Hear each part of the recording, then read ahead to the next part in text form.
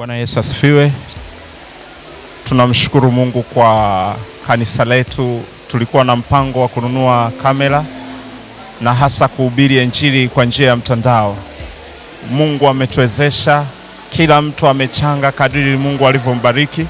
Kwa kweli tunawashukuru sana waumini wote na hata ambao sio waumini ambao walijitoa kwa hali na mali kwa ajili ya kukamilisha project hii ya kununua hizi kamera ambazo tumenunua tayari. Kwa kweli tunamshukuru Mungu, tunamuinua Mungu.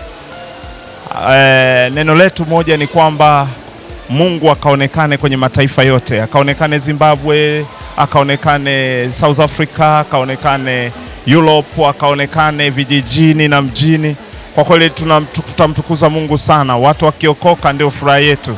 Maana yake injili nasema enendeni duniani kote mkahubiri injili, na huu ni wakati wetu wa kwenda kuhubiri injili kwa mataifa yote. Asante sana, Mungu awabariki sana. Bado tunaendelea kuchanga kwa ajili ya kuendelea kununua vifaa mbalimbali. Kwa mfano laptop, tunahitaji laptop ambayo ni ya kisasa, tunahitaji vyombo, tunahitaji mashine za kusimamia, mashine za kutembelea wakati wa kurekodi, tunahitaji vyote hivyo. Na gharama ni kubwa kwa kweli. Tuna project ya almost milioni 50. Na hasa tumefika kama robo. Bado zaidi tunawahitaji.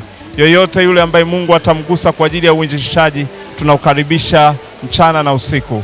Mungu akubariki sana. Mungu hata kuacha wewe ambaye unachangia pia mawazo yako, pia Mungu hata kuacha. Mungu akakutetea siku zote za maisha yako. Jina la Bwana libarikiwe. Amen, amen.